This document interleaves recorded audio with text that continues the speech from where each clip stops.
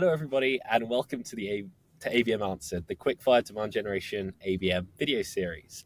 Today, I'm excited to be joined by Drew Smith for somewhat our or biannual catch-up every 2 years. But who is the founder and CEO of Attributa and the host of the Attribution Nation podcast.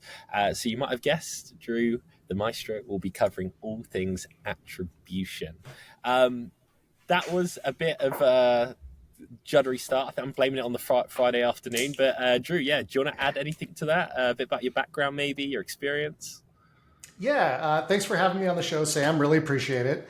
Just to add a little bit about my background and experience, I've been working in and specializing in attribution since about early 2017, and decided to start my consultancy because there was kind of a lack of attribution expertise in the market, and I really wanted to create an organization that could be that kind of source of expertise in the market. So, really excited to share what I've learned over the years through a lot of trial and error, mostly error.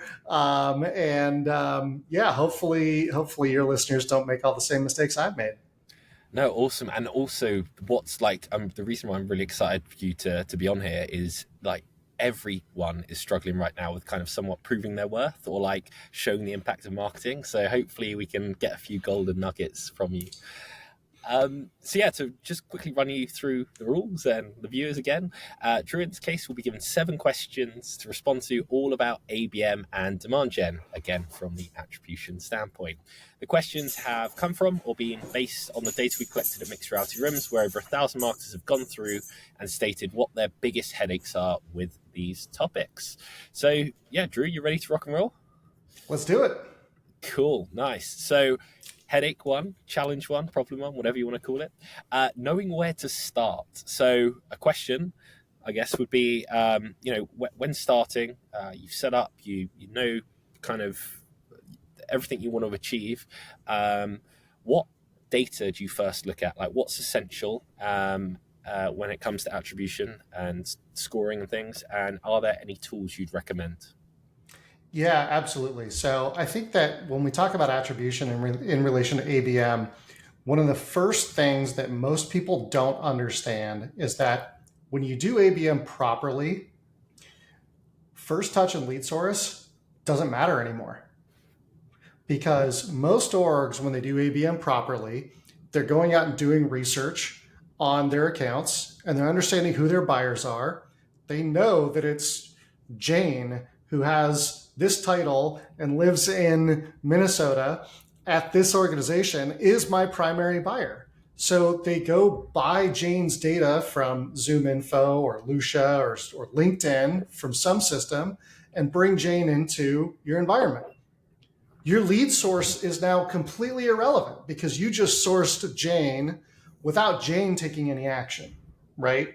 So most orgs still try to use things like first touch and lead source to track ABM when they're sourcing leads through these data acquisition methodologies. So your first touch and lead source really becomes super irrelevant when you're doing ABM. The most important thing that you can, and again, ABM strategies are about engaging people through both marketing and sales simultaneously to get them to an opportunity, to get them to buy. So when you're using ABM properly, multi-touch attribution becomes even more important because it's not just one touch that matters. With ABM, it's as many touches as you can track that matter. So it's really, ABM really triggers, when you go heavy into ABM, it triggers the need for multi-touch more so than any first touch. Now, when we talk about tools, there's a lot of tools in the marketplace. We work with several of them. We work with Marketo Measure, we work with CaloRemind, we work with Dream Data. There's others that we either have worked with or seen demos of. But the most important thing is because with ABM being a coordinated effort between marketing and sales, the platform that you pick has to be able to account for both marketing touch points and sales touch points equally. If the platform cannot account for one or the other, that it's not the right platform to do multi-touch around ABM. You have to have a system that can track both marketing activities and sales activities at the same time. Interesting. This is completely new to me. Also, are you kind of somewhat saying, well, marketers aren't botching their numbers, but like the way you spoke about it is very much at a leadership level, right? Like these points don't count. Like the lead sourcing, that initial touch point is. I didn't realize that marketers were kind of somewhat doing that. Also, we this isn't a sponsored post for any platforms. Pick whatever platform you want. But okay, this ties nicely into problem 2, which was, and honestly, Drew, it's kind of beyond me. I'm so glad you're here. But like multi-touch attribution is complex. So question like, and we briefly touched upon it there, like why multi-touch is important. But what are the challenges with implementing a system, an attribution system that has kind of this multi-touch point setup? Yeah, I think the biggest reason why multi-touch is a challenge for organizations is because it is mostly conceptually. So when you think about how most marketers measure marketing is single touch. You're either looking at first touch or you're looking at last touch, right? And it's from a data engineering standpoint and from a purely mathematical standpoint, that is so much easier to do. For sure. From a multi-touch standpoint, now suddenly you need to engineer a way to track every single touch point across that journey. You need to engineer knowing when the touch point happened, what was the date and time of the touch point, so you can put them in the proper sequence. And then from a mathematical standpoint, it becomes so much more complex because we're not giving full opportunity credit to one touch point. We are giving partial opportunity credit to one touch point because it's one of many, right?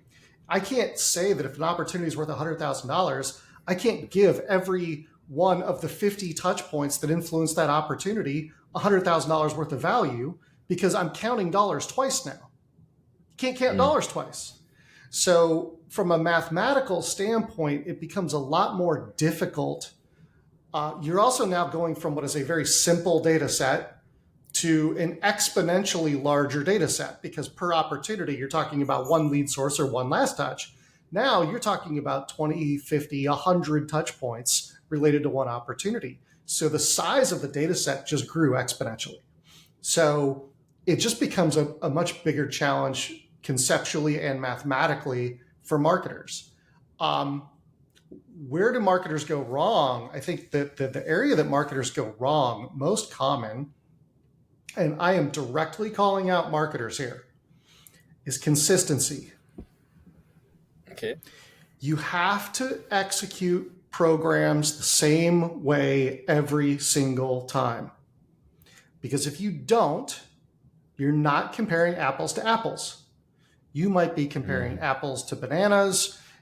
You might even be operating very similarly, but not the exact same time. So you're comparing Fuji apples to Granny Smith apples, but they're still very different. You might even be operating so differently that you're comparing apples and tractors. So you have to operate so consistently, and there's no cutting corners. Can't cut corners, no shortcuts here. If you want proper attribution, you have to do the right things every single time, and you have to do it the same way. So what that means is when you're recording that somebody attended a webinar, the member status has to be the same for every single webinar that you execute. You can't have one that's attended, and then another one that is attend, and then another one that is attended live, and then another one that is attend with a spelling error, and then another one that is attend in another language. It doesn't work that way. You've got to have the same status for every single webinar. And that's a problem that marketers have that we see all the time. Some of it is taking shortcuts, because look, we see it every day, all the layoffs happening. We hear the phrase in marketing, you're going to have to do more with less all the time. We know that people are pressed for time. And when we're pressed for time, we try to find ways to be efficient. And that's where we start shortcutting things and cutting corners. You can't do that. You cannot shortcut and cut corners to good data. It doesn't work that way. So you have to be consistent more than anything else. I don't care the member status, I don't care if you call it attended. I don't care if you call it attend. I don't care if you call it attends. I don't care if you call it attended live. Just call it the same thing every time. For sure. And also like being on the more of like the front line of this at a smaller startup where like attribution is, I'd say it's relevant, but like everything's a mess and it's more like we're just trying to get cash through the door. I made the mistake of, when I was like analyzing the emails that I would write and the copy, I would change more than one variable. So you just don't understand what is actually pushing the needle kind of forward. And yeah, it's so that's some good advice, like more like incremental improvements every time rather than trying to full on pivot with your scoring system. And also to your point on the double dollars, yeah, I think VCs could learn from that, because I think from their graphs when they invest, they just assume companies double their dollars, don't they? It's carnage. Line always goes up. up and to the right, baby. Woohoo! Yep. Challenge 3, and all of these are kind of like entwined, but I think different kind of angles to it. You've got attribution across multiple channels, right?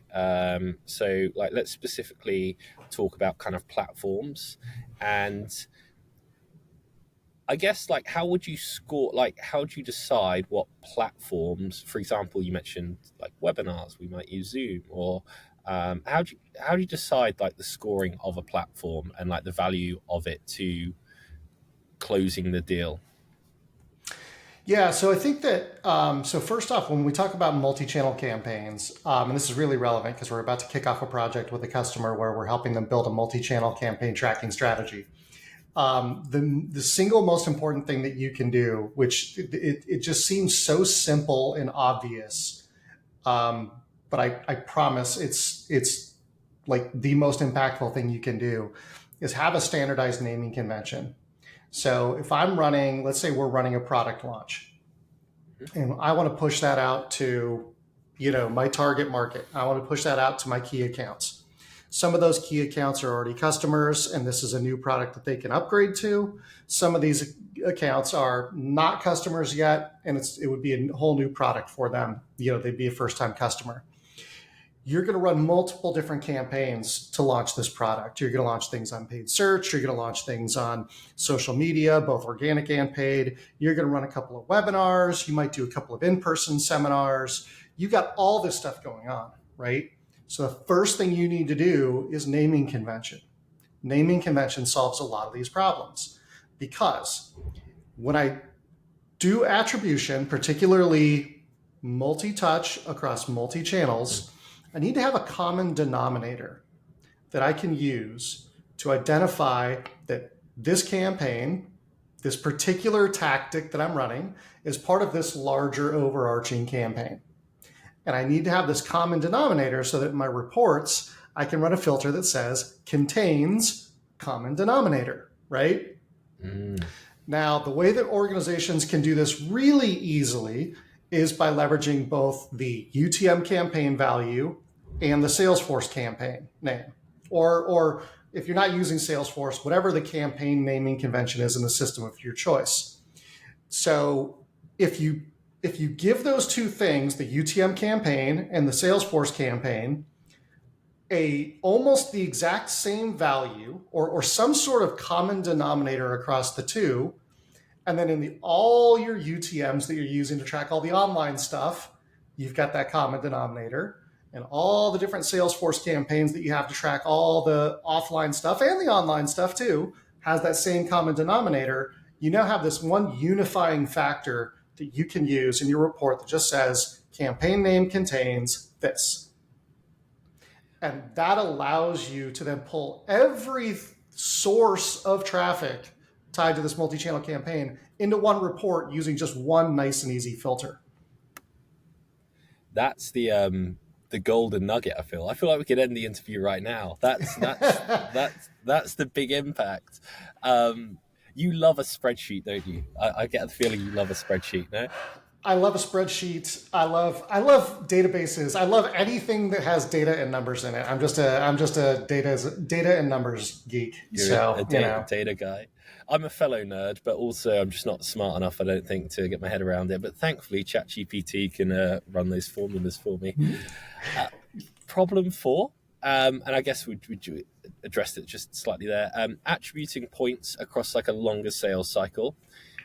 So sales cycles are getting longer, particularly within ABM. Budgets are tighter. How does this like impact your approach to attribution?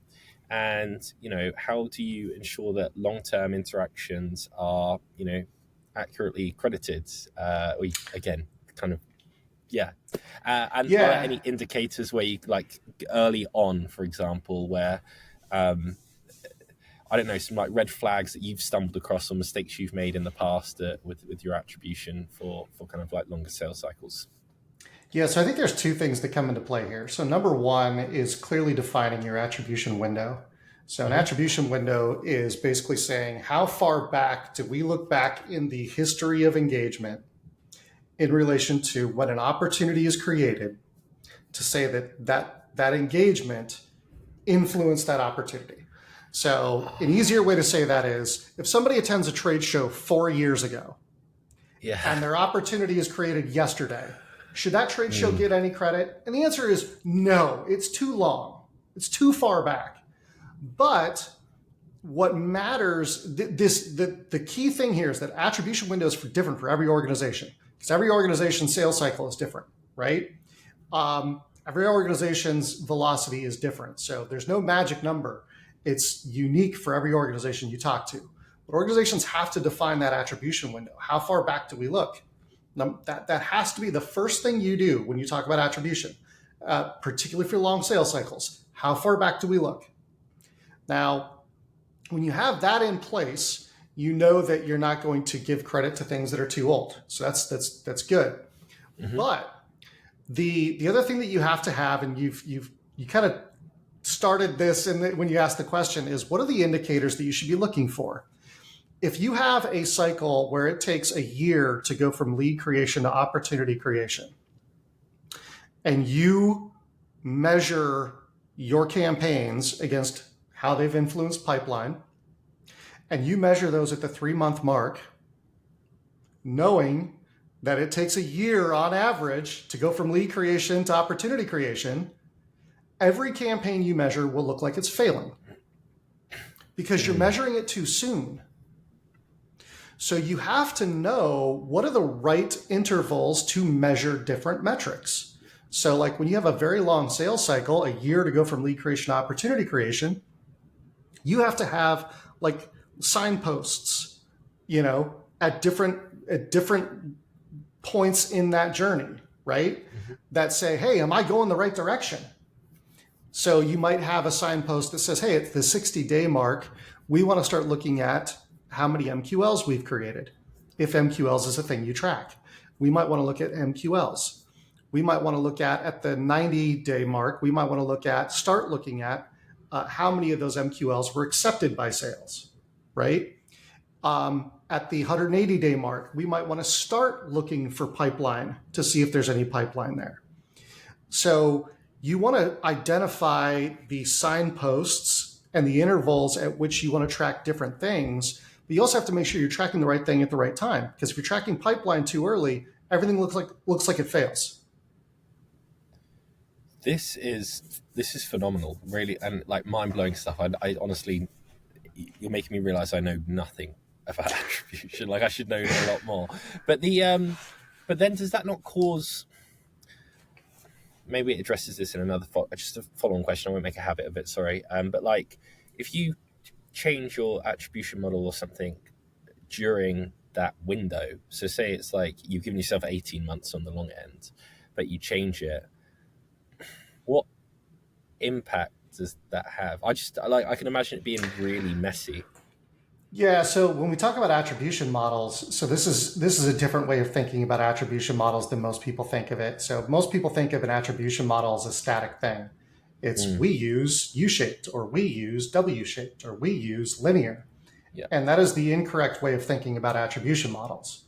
The correct way of thinking about attribution models is each attribution model has a different purpose. It's like you go buy a set of wrenches at a store Hmm. and you get a set of 5 wrenches, and each wrench is a different size.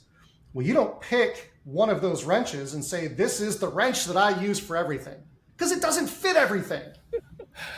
You don't Oh, pick an right. attribution model to be the attribution Yeah. model that you use for everything, because it doesn't fit everything. You pick the attribution model not that gives marketing the best results. Let's be very clear about that. You don't just pick the one that makes marketing look the best. You pick the attribution model that best fits the report that you're building, Mm, not just whichever one we pick. And let me give you a practical example of this. So we work a lot with Marketo Measure, and Marketo Measure has a W-shaped attribution model. And their W-shaped attribution model basically goes from first touch up until opportunity creation. So it stops counting touch points once the opportunity's been created. That attribution model is perfect for measuring marketing's influence on pipeline. mm, But okay. if you try to use that attribution model for marketing's influence on closed won deals, you are going to exclude every touch point that happened between when the opportunity was created and when the opportunity was closed. Mm, So it's not the best attribution model to use when trying to understand marketing's influence on closed won deals, if we want to include that portion of the funnel. So you have to clearly define what you're trying to measure. Am I trying to measure pipeline? Am I trying to measure closed won deals? And then you select the attribution model that fits that purpose the best. I can see why you're a hit with like leadership because you're not necessarily team marketing or sales. You're team like results. It's kind of like a neutral position for the whole organization, um, Yeah, which is yeah. nice. Okay, quick. I'm very conscious of time, so we'll do a little quick fire. Problem 5: quantifying non-digital interactions. So we spoke about events earlier. Think about direct mail as well, I guess. How do you approach the attribution of these offline activities to like ensure that they're accurately, I guess, reflected in the data? Yeah, this is where you have to use Salesforce campaigns, or Hmm. or whatever, again, whatever CRM you're in, whatever campaign architecture they have. This is where you have to use that campaign architecture, because these are things that are going to happen outside the purview of, like, your HubSpot JavaScript or your Marketo JavaScript or any of that stuff. You've got to use campaign architecture to build the one-to-many relationship between the person and all of their offline interactions. So that's where you need to have like a campaign type and a campaign member status, and you have to have a strategy. It needs to be standardized and normalized so that, again, when we're tracking webinars, every webinar has the same statuses, and we're comparing Fuji apples to Fuji apples, not Fuji apples to Granny Smiths or Fuji apples to bananas. It's the same thing every time. Okay, for sure. I won't do any follow-on questions because I'm very conscious of time. By the way, Problem I have a six. couple minutes to go over. If we need to go over, I Oh, could go over. Yeah. whew. Okay. Thank you so much. Right. Okay. I've already transitioned on, but challenge 6: linking attribution to revenue. Like this is the holy grail, right? And I think we've touched upon it through all of the questions, but I imagine you're having a conversation with leadership. They brought you in. They want to know exactly what's going on and how are you approaching this, and how often. And again, I've asked this question a lot about how often are you changing that, like when things are breaking or like they're not. That you described it as the flag posts are moving, right? Of like, hey, after 3 months, we can't expect them to have closed. So yeah, like linking attribution to revenue. What are the 3 golden nuggets here? So first off, I'm going to be really pedantic. Okay. We never link attribution to revenue. Oh, okay. Because Say more. revenue is invoices paid. We Okay. don't ever link attribution to revenue, and this is important. And the reason I'm harping on this is because the moment that you present attribution data to a CFO and you say, here's how we've influenced revenue, that CFO is going to say, that's not revenue. I don't believe anything else in this deck because that's not revenue. And I only know this because I've had that happen to me. I tried to present attribution data to a CFO and they stopped the conversation. They said, this is not revenue. I don't know what you're talking about. Go back and redo it. And I had to redo all my work, and I had to change the word from revenue to either sales or bookings.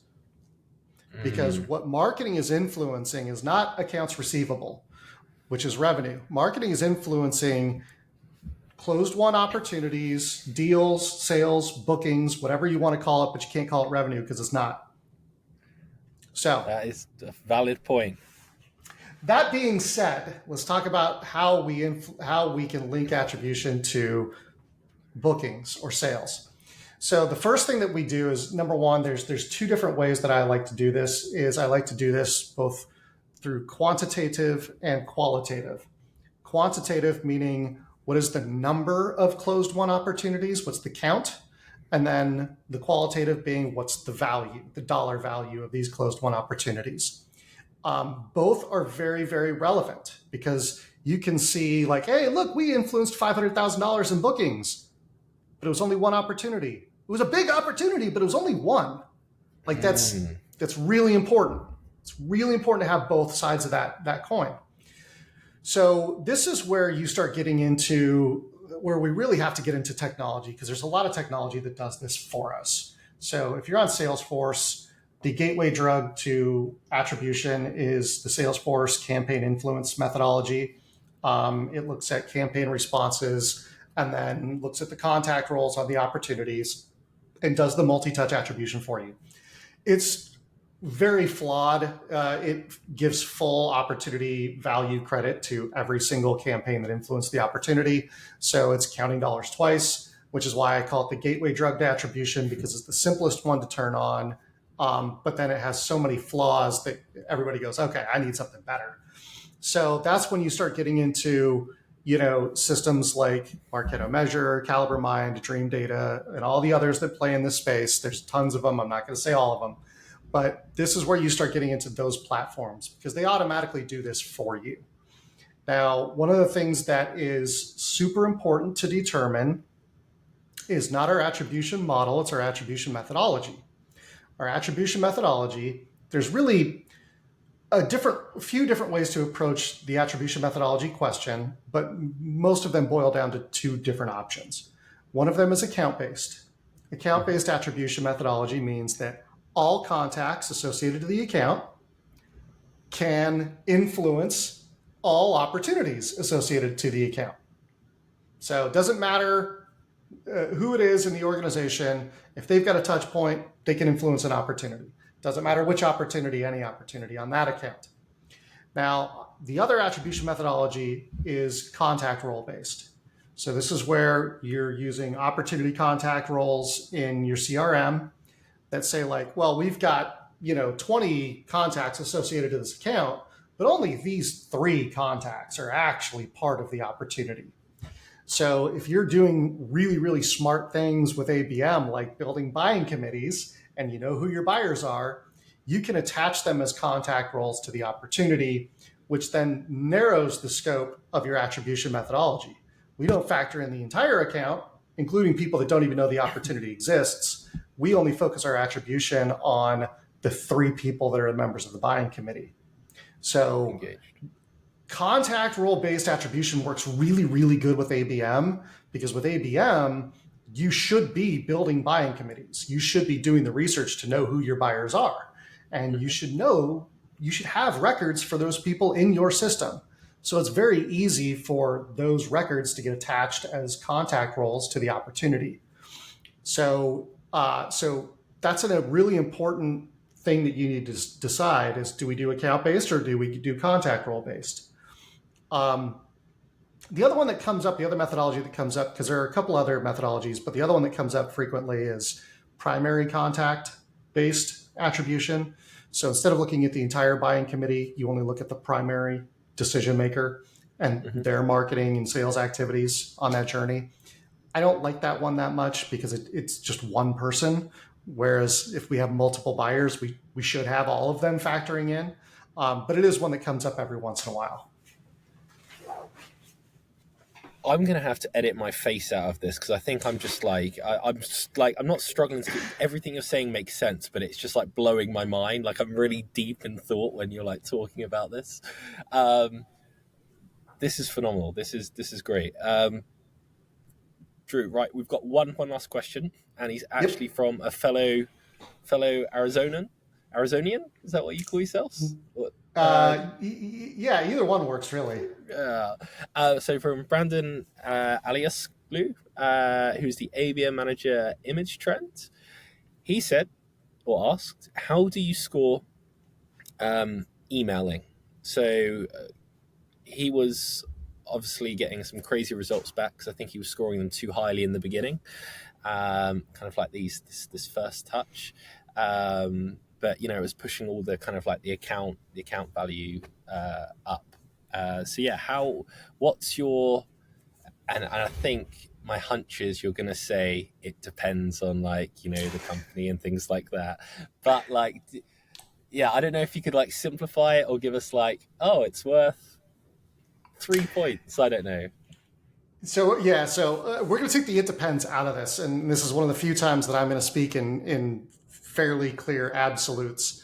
So first off, I think there's two different um, talk tracks here around scoring emails. So there's this idea of using like lead scoring or account scoring to surface accounts that are highly engaged that we want sales to target and marketing to target. And then there's the other concept of how do we score it from an attribution angle, saying that, hey, these are the actions that this person take, and here's the value that should be derived from those actions. So I'm going to Mm-hmm. talk about both sides of that coin.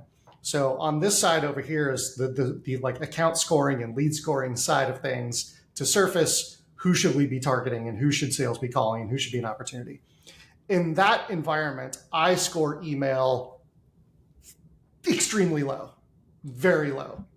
Okay. Um, Opens, I don't give points for opens at all in any way, shape, or form because opens is a flawed metric. Some platforms don't even record opens anymore, don't even report opens anymore. So like opens should do nothing. Clicks, even with clicks, you end up with bot clicks. You end up with clicks are becoming also somewhat of a flawed metric due to various things. So even with clicks, I typically don't score email clicks very highly, if at all. I'm kind of moving away from giving email much influence at all from a lead scoring and account scoring standpoint, because ultimately, if they click the email, that's great. But what's the most important thing is that they actually engage with the website and the web page after the click. So it doesn't matter if I score the click if I score the web visit. Mm-hmm. So the email click itself, I really couldn't care less about it, quite frankly. Now, from an attribution standpoint, it's very different. I typically don't get into conversations of, well, this tactic should be worth 10%, and this tactic should be worth 5%, and this tactic should be worth 15%. Because when you get into those conversations, you start favoring different tactics and channels. You start playing favorites. You start, Mm-hmm. it's where we start getting into this idea of, well, marketing's just cooking the books. They're just cooking the numbers to make marketing look good. You're engineering the attribution model just so that marketing looks better. I don't want that. I want my data to be as trustworthy and bulletproof as possible. And the more that I manipulate things to try to score certain things higher than others from an attribution standpoint, it starts looking fake, right? So what I do is I basically say, look, I let the attribution models do their things. The attribution models, so again, I'm going to go back to like the Marketo measure W-shaped attribution model.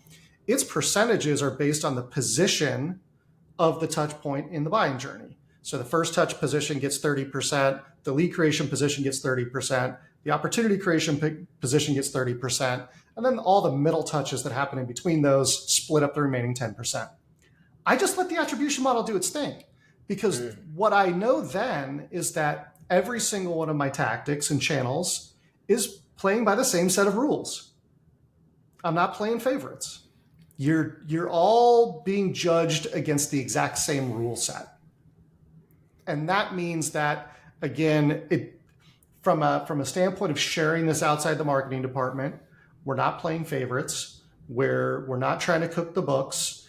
We've created a standard set of rules. The rules apply to everything equally. And so it's incredibly difficult to attack that methodology because it's just so standard across everything. For sure. Joe, I don't normally do this, but like plug guests, obviously I'll dice the content up, give it to you and the value there. But like, how do you work with companies? So how does it work with attribution? Do you come in and do like a 1-day consult, or like, are you constantly there like on a monthly basis, like reviewing all this sort of stuff, just to get me in the headspace of, how you would work with someone?